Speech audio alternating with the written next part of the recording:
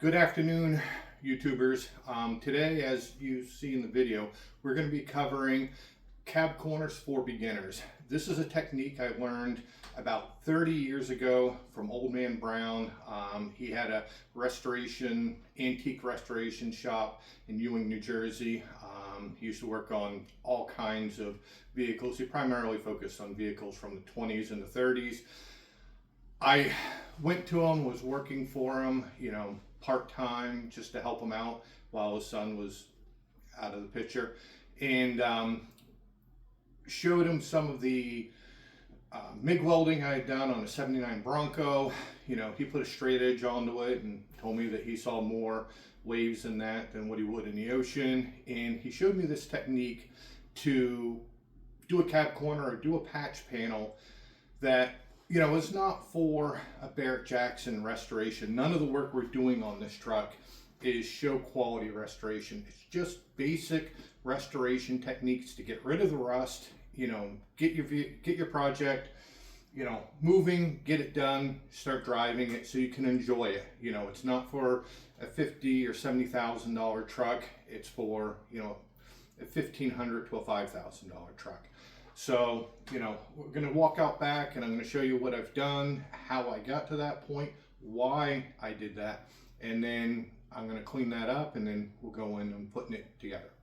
All right, we're back here now. You can see I've drilled out the spot welds. I've cut this.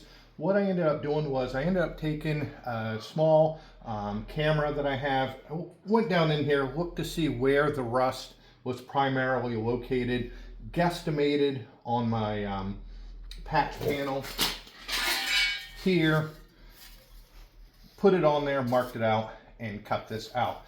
Now, the one thing I always like to do is take a full quarter and put it on here, because I know that when I'm going and cutting out and if I find some rust or whatnot, I can't go past this point. This is as far as I could possibly go. So it's important to put your panel on, put a mark on here that you can obviously see so that you know that you can't go past that particular point. Another very important thing when doing a cab corner is make sure you have the door on. Although this door isn't closed tight, you can see this body line lines up perfectly. Now we're just doing this bottom piece. It's not as crucial when you're doing below this seam, but if you were in fact doing this entire quarter panel, then you would want to have the door on to make sure this lines out. If this is out a quarter inch or in a quarter inch, you'll never get the door to line up correctly. You will not have this nice even gap that we have here. And like I said, you'll be able to see it from a mile away.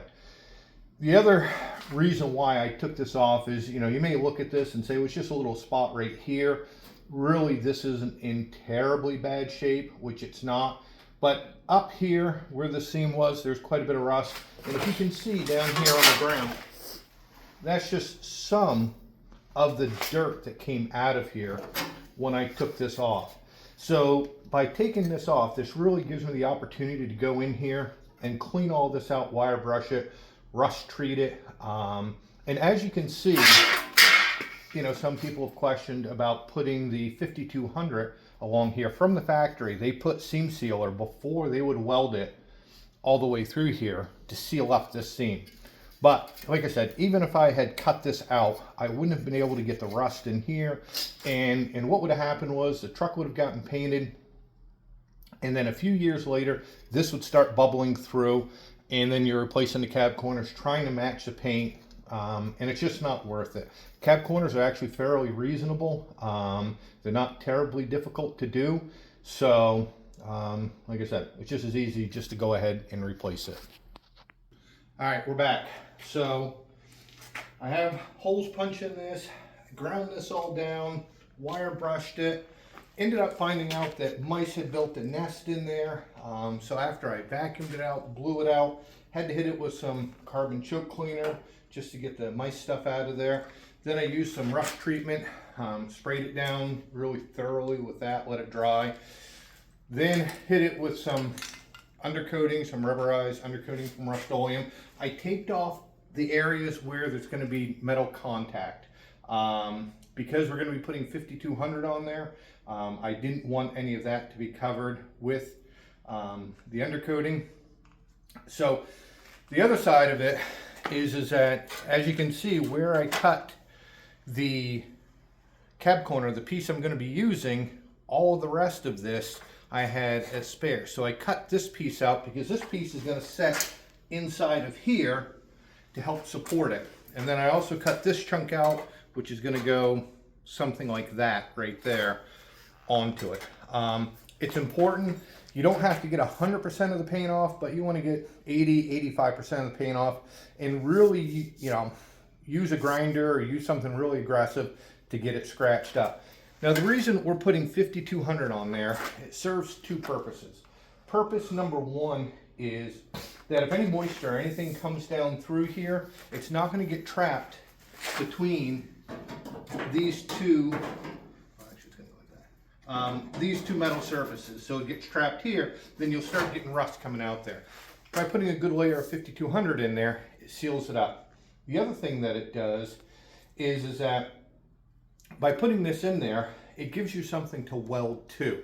So that instead of trying to weld from this to another piece of metal like that, butt weld it like that, it gives a backing behind it. So if you're not really good with a welder, if you're not sure, if you're using a flux core welder, which a flux core welder has to run hotter than a standard MIG welder, you've got this backing back here so that you don't burn through. We're going to go ahead, get started putting all this together so you can see how it comes together. These are the tools that I use. You know, I've got a grinder with a cutoff wheel. I got a Dremel. Normally, I've got like a little sander disc head. I couldn't find it, so I just used a grinding bit. I've got a floppy disc. I've got a 1/2 inch wide belt grinder, drill, wire brush. The other thing I used, and of course I destroyed it, was a wire brush onto this pipe cleaner like that. And that really gets down inside of the groove. There's a groove right here and cleans the stuff out. Like I said, it was so gummy. You can see all the sand, all of this sand and debris came out of that cab corner, plus I vacuumed a bunch up. So that's probably 2/3 of what came out of there, but there was a bunch that I sucked up with the vacuum cleaner. So it's really important to, and the other important thing to note is that I pressure washed this a lot when I first got the truck and got what I thought all of the dirt and everything out of there. Obviously not. So like I said, it's important to do this and to make sure that you know, everything's nice and clean so that when you do all this work, it's not for nothing. Go. 3, 2, 1. Go ahead. All right, so now I'm going to take and just clean this up with the grinder just to rough this up. You can see that the rust treatment turned all the rust that was in here. Any place that wasn't rusty, it didn't really do anything to, but where it was rusty, it turned it all black. So I'm just going to clean it up with the grinder because, like I said, you want to have good adhesion from your new piece of metal to this old stuff. All right, so another thing that's really important when putting these on is make sure you really clean them super good with acetone. Any spot that has surface that's going to be connected, you know, really wipe it good with acetone. We've got this piece in here. Now what you may end up having to do is take a pair of pliers, and I'll show you how to do the final fit, and just kind of bend this in to tweak it just to match the angle that you need. You may even have to put a split into it in order to get it to fold in onto itself to match the angle of the quarter. Another important thing too is that when you do your first, your first chunk, you may have to pre-drill it. This 5200 is thick, it does not like to go on, but be generous with it. Like I said, the purpose of this is to protect the metal, seal it so that no moisture gets in there and causes any issues. So I'll take a paint stick like this and just spread it and get a nice even coat, just like so. Because like I said, you want it protected so no moisture can get down in there and get between the two pieces of metal. So this is going to go in here. As you can see, I've got it cut, so these two pieces will match up together, just like so. And because this is flat, it doesn't matter how much overhang we have, really.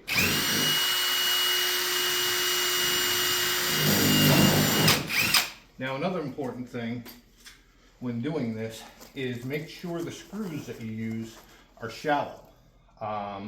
I use some long screws down low, which is fine, but for up here, you don't want the screw hitting the back panel, causing this whole thing to push out.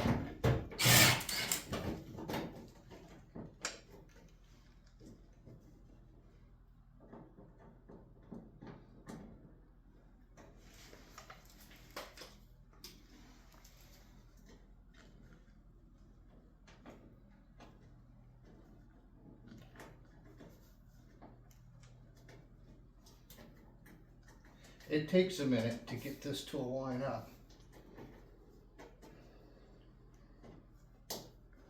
Just right, but you want to get the screw in the hole.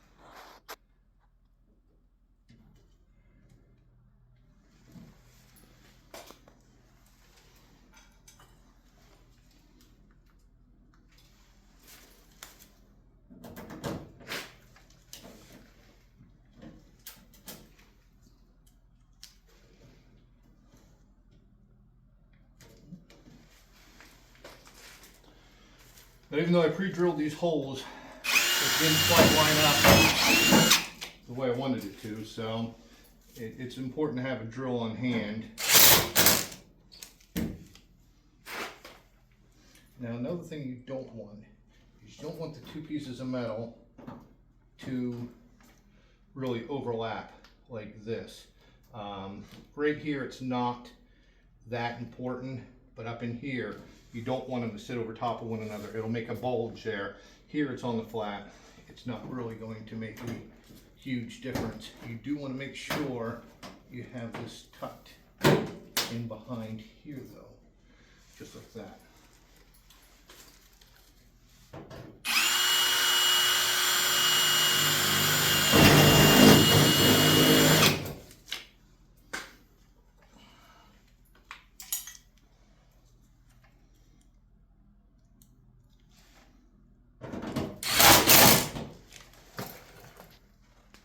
All right, so we're back.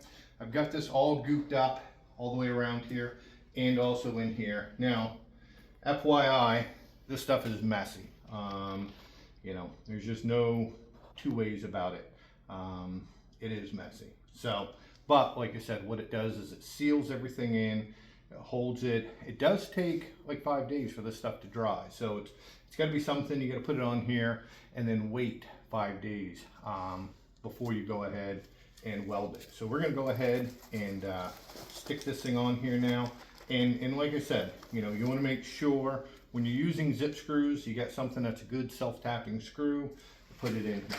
So I had to take a pair of pump pliers and just kind of tweak this in a little bit just to get this to sit in here properly. You do not want this to overlap. If it overlaps, then you've done something terribly wrong. But as you can see, we've got a nice gap all the way through here. I do want this behind here like that. So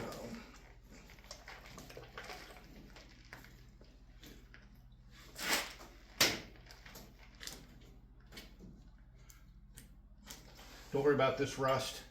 I've got this piece that's going to go, cut this out and go into there, but that's a project for tomorrow.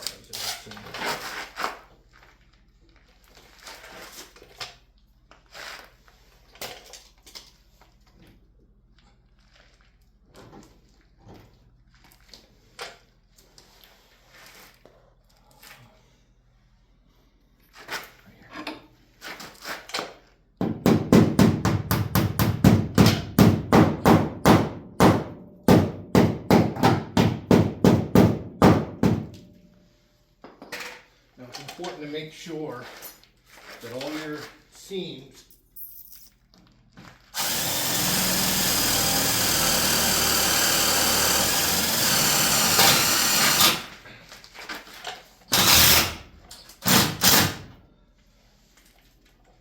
line up. As you can see, I just put this screw in right here, and I don't know if you can really see it, but these two corners don't line up. So I'm gonna have to pull that back out again, pull it back a little bit, because it's very important to make sure this seam lines up with that. And like I said, you know, FYI, your tools, that's why I wear gloves, are gonna become a mess. So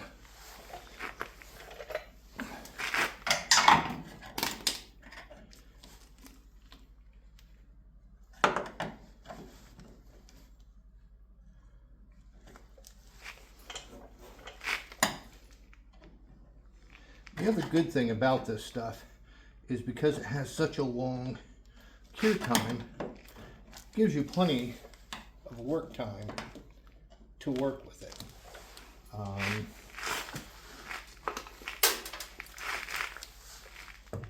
going to pre-drill this because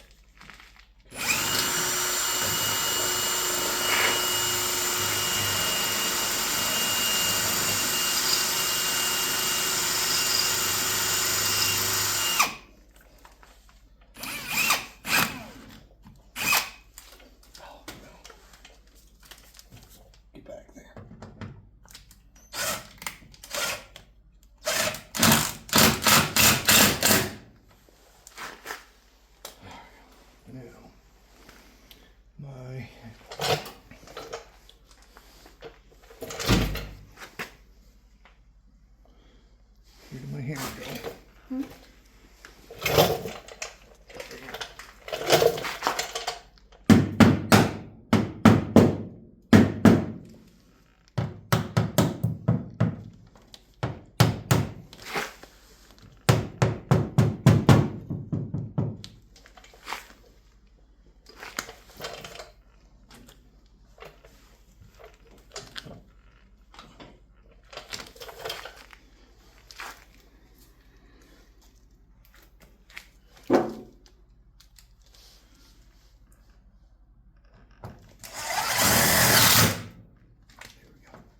Now it's really important to make sure you got at least a 1/16 of an inch gap between the two panels.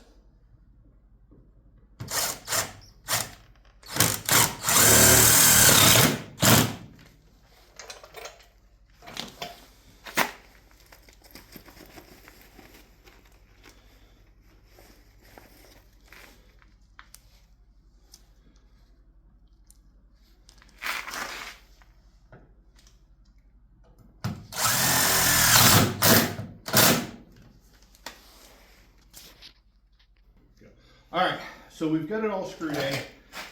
In order to get this corner in to match, I had to put a bunch of screws right around in here. Acetone, as you can see, you know, my gloves didn't fare very well, so. But acetone's probably the best way to clean this stuff up. Now this is gonna be part one of this series of videos. The next part is we're gonna take and once this 5200 sets up, we're gonna take and wire brush as much of this out of here as what we can so that we have bare metal. And then we're gonna go through and tack all these up and then go down through and weld this. We're gonna be using a flux core welder, you know, something basic that you can pick up for $100 on Marketplace, or, you know, a couple $100 at Harbor Freight.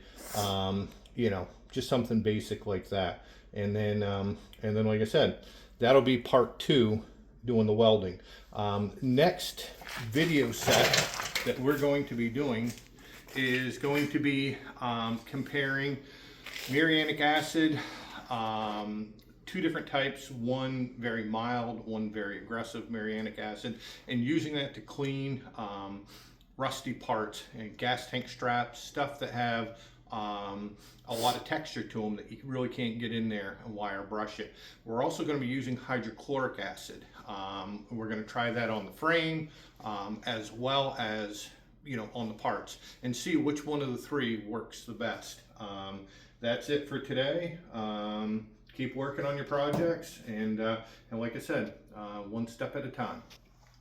For those people in the comments, and I know I'm going to get critics on this one, you'd say it's a lot easier just to weld it than what it would be to go through and do all that. And for those people, you're 100% correct if you're good at welding. I'm basing this on what I was 30 years ago when I first started doing this kind of stuff, and I wasn't good at welding at all. I was a terrible welder. And like I said, it took me 10 years to even call myself half decent at welding. So like I said, the premise of this is going back to the beginning of when I started, and tricks and tips that people taught me along the way. Some of them are good, some were not so good. This tip actually does work. Like I said, you'll see the finished product. It is a little time consuming. It probably takes a little bit longer than what it does to weld it, but it has that screw up factor that you really can't mess it up. That even if you don't weld this very well, the 5200 will act as a metal bond. Now, you may ask, why don't I use a metal bond versus using 5200? 5200 takes the heat a lot better than like a Fuser or a SEMS metal bond. Once you start welding onto that stuff just comes back apart again. Does not take heat well. 5200 takes heat well. Not only that, 5200 takes a lot of flexibility, and it actually has more adhesion properties than metal bond in certain cases. So you can be not as fussy. The metal doesn't have to be quite as perfect. You can have a little bit of paint onto it. The 5200 is still going to adhere, where a Fuser or a SEMS product, that has to be 100% clean. There cannot be any contaminants on it whatsoever. So like I said, if you're doing it in your garage, your home garage, with the 5200, it's a little bit more forgiving, where the metal bond is not as forgiving. So like I said, keep that in mind when you make your comments, and we'll see you for part 2 on this.